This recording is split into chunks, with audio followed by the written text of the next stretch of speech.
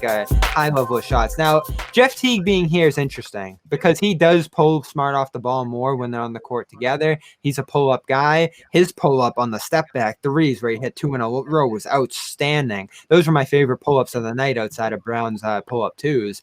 So all of a sudden, you have a guy who can initiate offense alongside him and let Smart play that off-the-ball role if you have 2 guards out there. Teague, I don't know, was Jimmy pumping him up most out of all of us? Like, he opens up so many possibilities for this team. Jimmy and I were both fans. Scoring, Bobby, you need to holds his own defensively. Apologize for what? I mean, I didn't say it was a crap signing. I just didn't expect him to have much less. We'll wait. There was no doubt. Jimmy and I will wait. Washed, Bobby. He's washed, I believe you called him.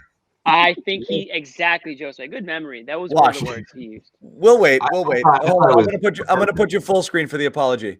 I don't think I ever said that word. We'll run it back. It was a free signing. It was a guy who shot 42% last year and had a high turnover rate. If he's back, if he's refreshed, if he did something over the offseason, then fantastic. And we're gonna have the apology cam. Hey, you know what? I love that apology cam. I want some post production on that too. I'll be doing it all season long because I'm wrong all the time. Hey, we'll do a trade when you finally acknowledge the great center rotation. It'll be like a hostage. When we talk about Miles Turner's 8 blocks tonight, yeah, let's do that too. Oh man. Yeah. Oh, is that really back home, man? 8 blocks. We won't get into that. Hey, I just saw a stat on the old Twitter. Jayson Tatum and Jaylen Brown are the first Celtics teammates to each score 30-plus points in a season opener in franchise history. Look at that for you, Tommy. Pretty cool franchise to make that.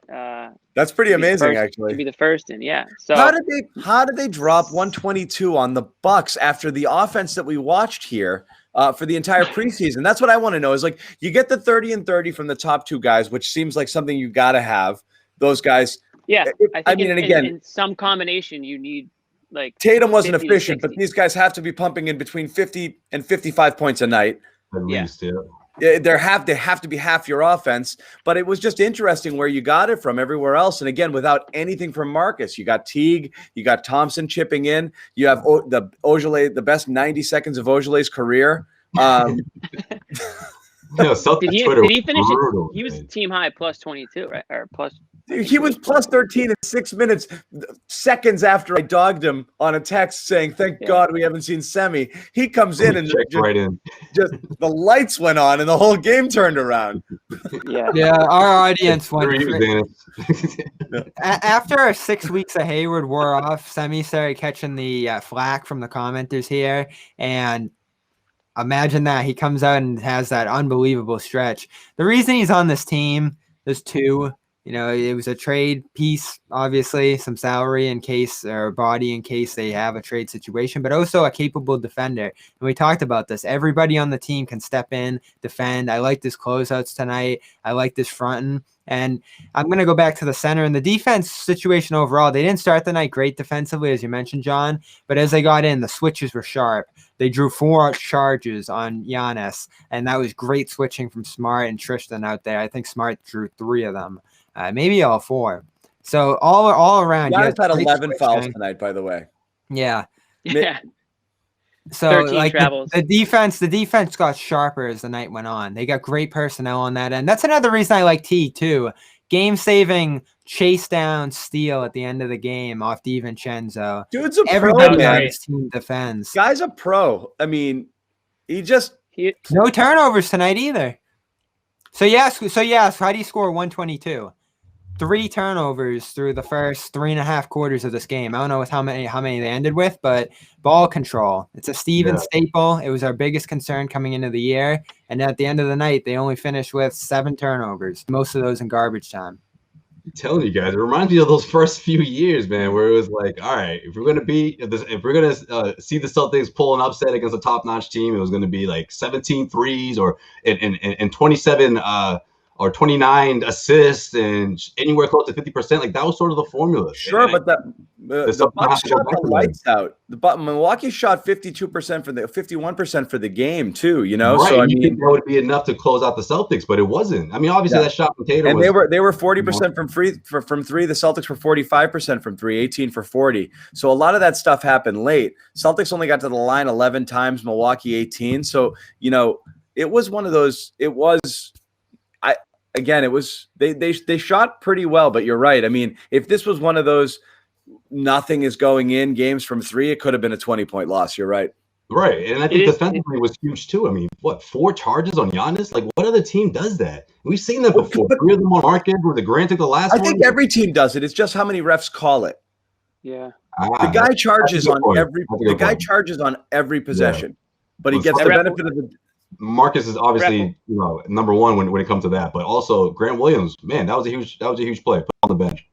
I think the league will send a stern reminder out to the officials. Hey, just by the way, Giannis is a superstar, so like lay off on the charge calls. Just a little reminder. Just looking at the Bucks, just looking at their stats. I mean, Giannis 13 for 26, Middleton 10 for 20, Holiday 10 for 16, DiVincenzo 6 for 11. I mean, Lopez 3 for 4. I mean, all these guys shot like we just talked about. I mean, they shot so efficiently and just so great. So it is strange to see. I guess when you look at just that, you would think the Celtics would lose, right? When you look at that, but they got pretty little bench production tonight, and I don't know if that's something that if you're the Bucks or a Bucks fan that you're thinking about going forward. Obviously, it's still early, but you could argue that the difference was maybe the benches tonight. If you want to throw Teague in there. If you look at the bench there, you look at what Milwaukee has coming off of it. That shouldn't be close. No, I never liked their group, and this was my issue with them last year. Unit, number-wise, aggregate throughout the season, all those lineups look nice for them. But what are we talking about here? Like, Connaughton's not a great shooter, good rebound. You're looking about Connaughton and Donte DiVencenzo is getting pretty good. He gives you DiVincenzo, I guess Portis. But he started. DiVincenzo started. Lopez, I was surprised. Downturn.